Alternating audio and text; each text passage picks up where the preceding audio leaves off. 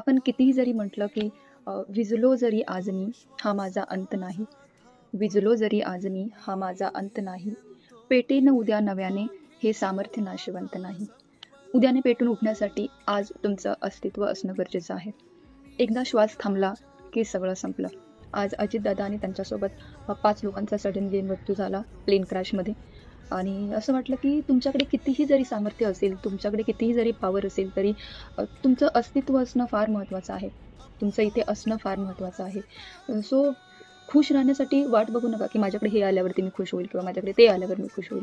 जेवढा टाईम तुमचा इथे आहे, be happy. Life is so short to be unhappy and that's real. म्हणजे मला असं फार एखाद्याच्या मृत्यूनंतर ना मला फार असं रिअलायझेशन होतं त्या गोष्टींचं, की यार तुझ्याकडे जेवढा आहे टाईम तो खूप तू चांगला स्पेंड कर, सगळ्यांशी छान वाग. गेल्यानंतर काहीच नाही.